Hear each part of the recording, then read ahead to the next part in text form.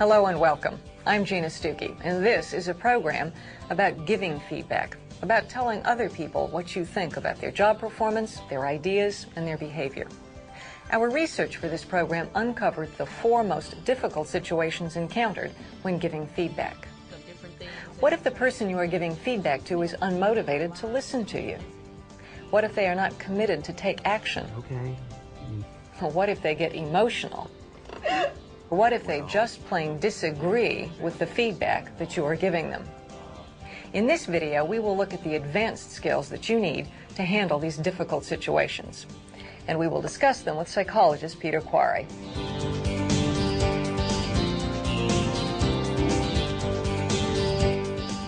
One of the most commonly asked questions is, what do you do when giving feedback and the person just doesn't respond? They're unmotivated to get feedback. They're not interested. Like this. Well, I need to talk to you because lately it's been brought to my attention that I think we have a little problem. And basically what the problem is some of the areas that you go to on your daily rounds to pick up different things and return different things, it seems to me like you're spending a lot of time visiting. And therefore, the time that you're spending visiting is taken away from your work and you're not getting your work done. I don't see that there's any problem. Well, there is a problem because when you don't do what you're supposed to do on time, you don't get it to me on time, then I can't get it to him. I'm supposed to get it to on time, and it just causes a really, really big problem. Excuse me, are you listening? Peter, he's very unresponsive. Now, what can Rosie do in this situation to handle it better? Gina, I think the mistake that Rosie made is that she didn't do something right back at the beginning when she and Justin started working together, something that I call contracting. What she should have done is kind of sat down with him and talked a little bit and agreed, contracting if you like, agreed on how they were going to work together in relation to giving and receiving feedback. It's something a little more like this. Good. How's everything working out your first day? All right, I'm liking it a lot. Really? So you like what you've seen so far? Yeah, definitely. Well, good. I think you're going to like it here. And judging from your resume, I think we're pretty lucky to have you. Oh, thank you. So what I like to do before I show you around a bit more is I'd like to just give you an idea of the way I'd like to work with you. How's that? All right, sounds good. Okay, well, what I think is very important is that we kind of work on an open, honest feedback relationship. Because if we do it that way, then that way there'll be no lapse in communication and we'll know where each other is coming from at all times. What do you think? Right, that sounds good. Okay, what I like to do is if I have any problems with anything that you're doing or not doing, I'd like to just be able to sit down with you as we are right now and say, well, Justin, this is not quite right or this is not quite right. Right. But on the other hand, if you're doing something great, I'll be more than happy to pull you to the side and let you know that you're doing great also. All right. And what I would really like... Okay, well, that's great. And can you see that she's doing this thing called contracting? She's getting his agreement that it's okay for her to give him feedback at any time should it be necessary. Much more effective. Exactly. But of course, contracting is a two-way thing. Okay, but the other side of the coin, what I need you to do for me as your supervisor, which will really help me a lot, is if I'm doing anything that you don't particularly care for, or that maybe you don't understand, or that maybe you just don't think it's right, I need you to pull me to the side also and say, Rosie, you know, this is kind of getting on my nerves, or I don't really understand where you're coming from. You know, that's what I need from you. Are you for real? I mean, I've never had a boss that was so open and willing to take criticism like that. Well, That looks nice, but is that really going to make a difference? You bet it is. You see, if you've got that agreement, that contract right up front at the beginning, what it means is that if later on down the track a problem comes up and the person has to give feedback, because there's already that agreement, all you need to do is refer to that contract, something a bit like this. Hi there, Rosie. You said you want to see me? Sure. Hi, Justin. How you doing? Pretty good. Great. Have a seat. I need to talk to you about something.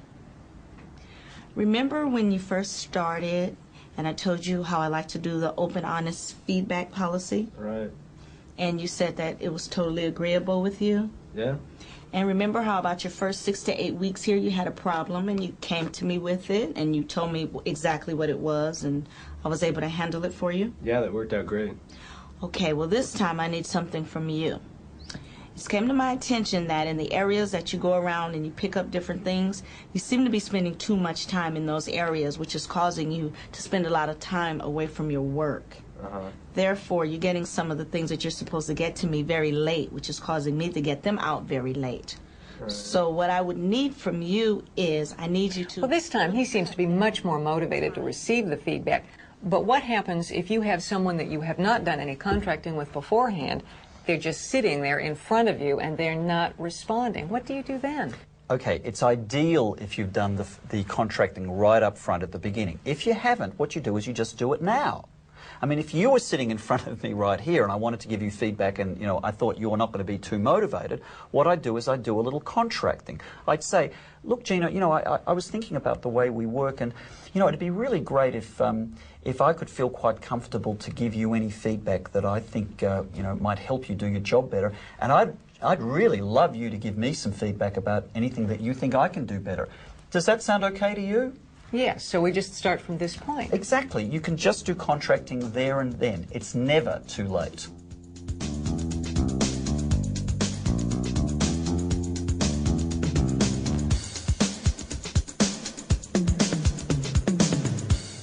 What if you're giving feedback and the person is motivated to listen, but they're uncommitted to do anything about it?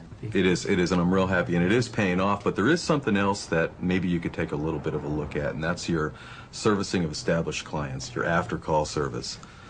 What do you want me to do? I mean, I'm going out finding new business, you know, I can't be spread out that way. I know you are, and that's a big piece of the job, is bringing new business in, but we've also got to take care of our established accounts. We've got to make sure they're coming back again and again. Well, aren't they being taken care of now?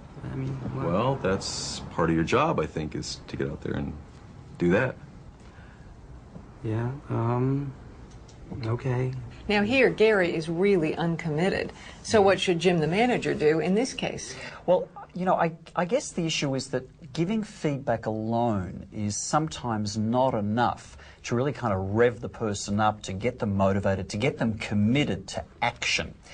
There's a lot of research that shows that a good way of giving feedback is to link it to goals. Peter, what do you mean by linking it to goals? Well, actually, there are two ways. One way is to link the feedback that you are giving back to the corporate goals of the organisation. So in fact, if we go back to Gary and Jim, one way that Jim can link the feedback back to corporate goals would be something like this. You know, Gary, as important as bringing new business is, it's equally important for us to maintain the business we have, to take care of our established accounts. And I'd like you to take a little more time with some of those established accounts, your after-sales service. Well, why is that so important? Well, we've established a whole new strategy, a whole new set of goals, and we've incorporated these goals, customer service goals, in all of our advertising, in all of our publicity. Mm-hmm. You're seeing it on the product itself now. And I think it's more than just lip service. We really want to provide the best possible customer service we can because we want to keep our clients, and we want them recommending us to others. Yeah. Oh, that makes sense. Okay, so linking feedback back to the corporate goals of the organisation is one way, but the other way of linking feedback to goals is to follow feedback by goals. Now, this idea is based on some research that has shown that where feedback is followed by goal setting for the individual, the person's work satisfaction increases and also their commitment to the job increases. What are some of the goals that you would use to follow feedback? Well, you could agree on some performance targets, you could agree on some action plans for who is going to do what to help improve performance, and obviously you would always set a review date to see how things are going, like this. Well, great, Gary. Now that we've agreed that you're going to spend a little more time with some of your established accounts, why don't we set some goals? Okay, what can we set up? What do you think would work? Well, how about I could contact some of my established accounts, maybe like 20% of my established clients I could contact each quarter. I think that's a good goal. I'll tell you what, why don't we get together a month from now, and we'll see how you're doing. Sounds good. Okay. Sounds good. Okay. So linking feedback to goals in those two ways is a good technique for gaining the other person's commitment to action.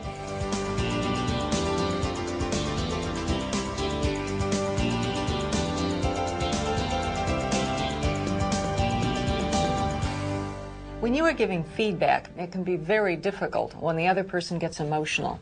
They may be shocked, they may cry, they may get angry. The reason that people so often avoid giving feedback in the first place is because they don't know how to deal with those emotions. They're scared of them and they just think that it's very uncomfortable.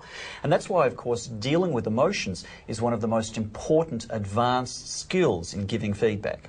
How would you handle someone who's shocked? Well, let me give you an example. Focus here on Rick, the supervisor, who is handling Rachel, who's shocked. What? Quality of service that I've been providing? Rick, I thought I was providing excellent service to the customers. I had no idea. No customer in any conversation ever gave me any indication that they weren't extremely happy with me. I thought I was doing a great job. I'm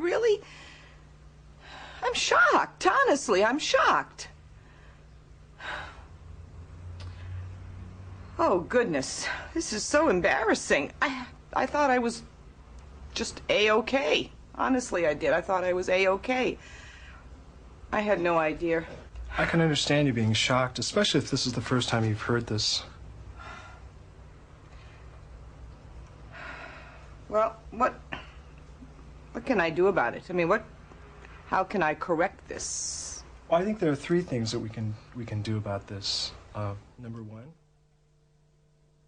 Okay, I think he did a fairly good job handling that sort of situation, which is fairly common. He showed empathy, and he acknowledged that she actually had a right to be shocked. That's right. He let her know by saying, look, I understand that you might be a little shocked if you haven't heard this before. What if the person cries, just literally bursts into tears right in front of you when you're giving feedback? What do you do then? I think there are three things that you need to remember in that particular situation. First of all, the person is probably going to be quite embarrassed about the fact that they're crying. So what you need to do is say something to them that lets them know that it's okay for them to cry. I call it giving them permission. So say something like, that's okay, take your time. Secondly, you need to give them a little time and space to get over it. So you just need to kind of sit there silently without saying too much, because they will eventually come out of it. The third thing is when they do start coming out of it, and they'll say something, they'll signal it to you, you can then gradually proceed with the conversation. Don't kind of go straight back to business, but just kind of gradually move.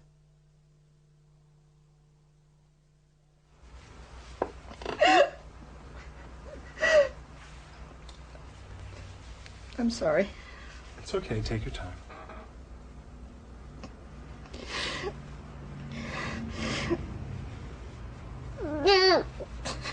I'm sorry.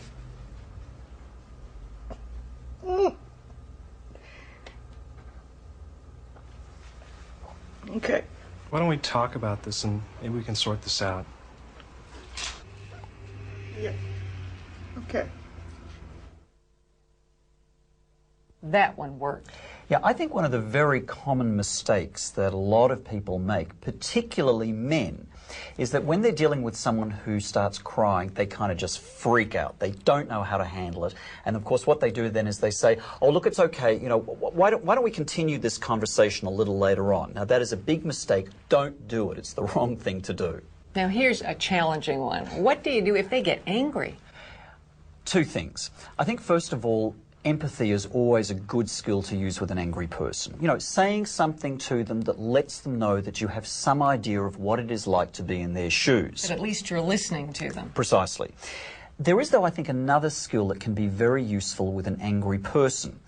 And it's really based on the idea that if somebody is angry with you, what they really want is they want you to acknowledge it. They want you to take some responsibility. They want to kind of blame you, and they want you to say, yes, you're right. Now, the problem is you may not actually agree with everything that they are saying, but there may be some small part of what they're saying that you can actually agree with, that is actually a justified comment. And I call that partial acknowledgement. You're not acknowledging or agreeing with everything, just with a part of it. So, use empathy and then a partial acknowledgement, and that should get the anger level down. Take a look at this. This is so annoying. I have worked so hard. I have put so much time and effort. I can't believe that this is going on. I can't believe what is I resent it. I resent everyone in accounting for what they have said, for the reports they have given, for the report. I resent it. I resent it. I resent it. Look, it's obviously you're pretty mad about this. Yes, I am angry, and if the truth be known, I'm very angry at you. Why? You didn't give me training. You didn't give me resources. You didn't give me support. You didn't give me what I needed, and I'm very, very disgusted with you. Yeah. You're right, Rachel. I haven't given you very much training on this, and I'm sorry. But I think we can work this out. When we're talking about emotions, can you summarize what the key points are for dealing with anybody who gets emotional? Yeah, well, okay, there are a number of skills. Now, the thing is that you use different skills in different combinations depending on the situation. But I think the really important thing to remember is that when you have the skills, you will know that you can handle any situation where the person is getting emotional. So you don't have to be scared of emotions. You know that whatever comes up, you'll be able to deal with it, and that's very important.